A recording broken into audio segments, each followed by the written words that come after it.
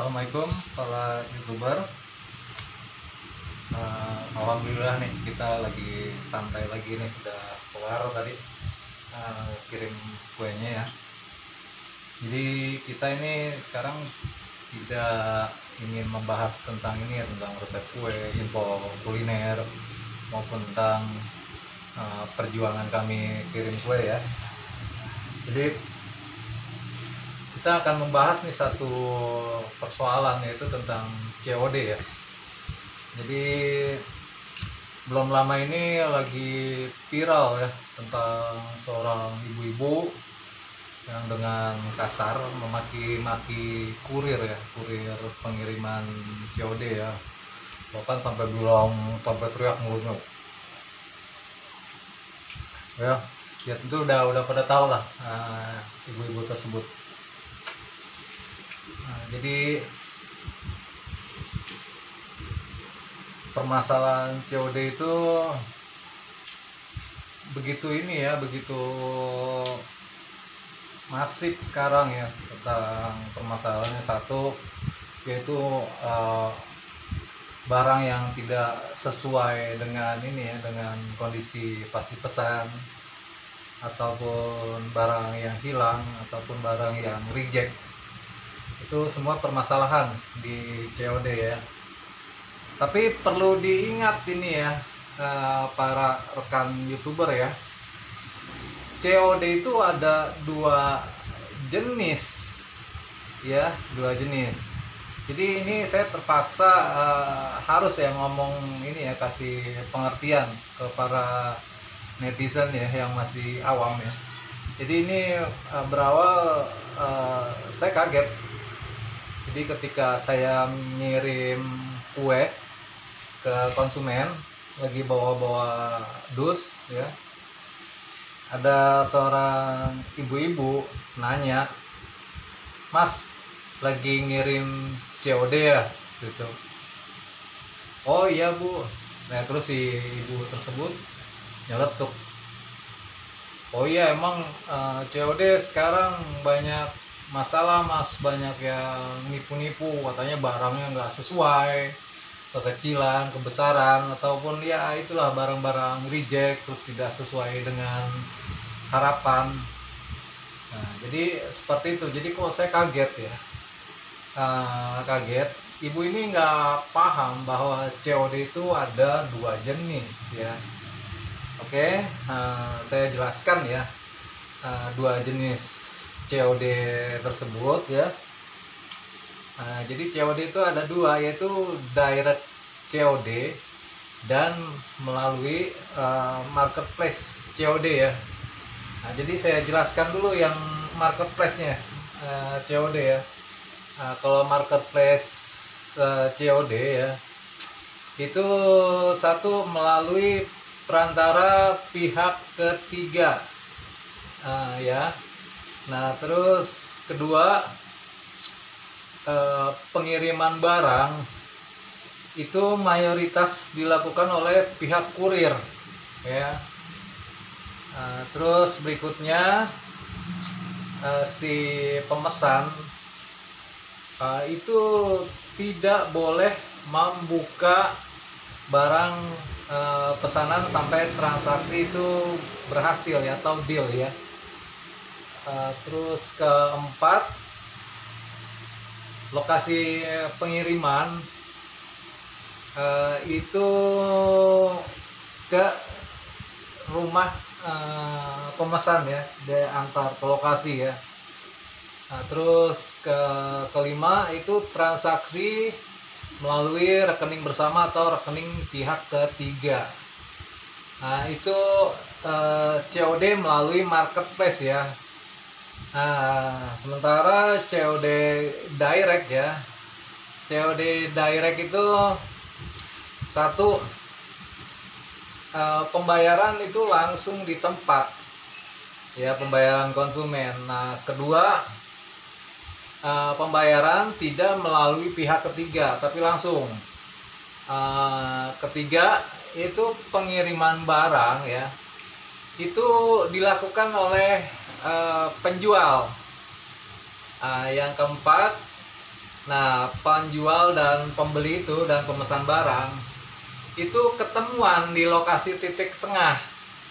Ya, di lokasi titik tengah, misalnya saya mau ngirim ke daerah A, ya. Nah, jadi sama-sama nyari titik lokasi tengah yang terdekat di antara kedua belah pihak, ya. Nah, misalnya udah disetujuin di lokasi ini, maka kedua belah pihak ketemuan ya di tempat tersebut. Nah, dan yang terakhir ya, sistem direct COD itu fair, cukup fair ke konsumen ya. Jadi ketika ini ya, ketika melakukan COD ya, konsumen itu bisa cross check langsung sendiri barang yang dipesannya itu. Nah, jadi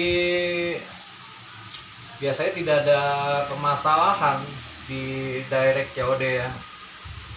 Nah, jadi dari poin-poin tersebut itu sudah terlihat beda ya. Nah, sedangkan masyarakat menilainya ya, COD itu hanya melalui marketplace ya.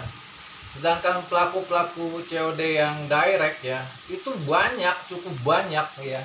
Biasanya mereka itu tersebar di grup-grup FB ya, di grup misalnya di grup saya contohnya di Bintaro ya, grup FB Bintaro, misalnya kalau di Serpong grup FB Serpong ya.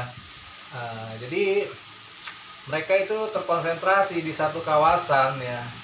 Nah, sedangkan untuk marketplace itu COD-nya itu jangkauannya lebih jauh ya. Jadi biasanya pengiriman yang ke luar daerah, misalnya dari Bintaro saya nggak bisa cover sampai ke daerah Bekasi. Nah, itu biasanya melakukannya melalui marketplace.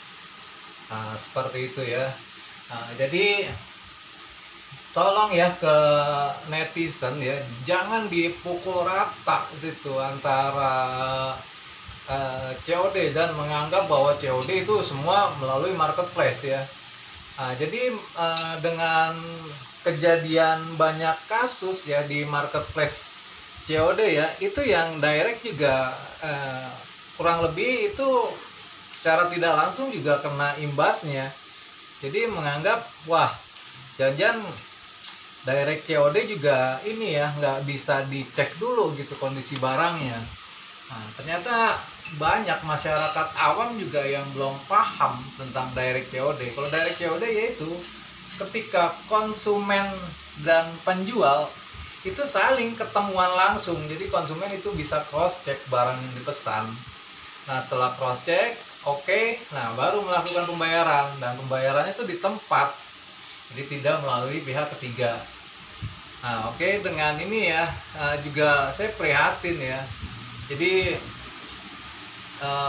kalau untuk melakukan ini, saran saya ya ke bagi konsumen yang awam ya, yang melakukan cross order melalui marketplace COD ya. Jadi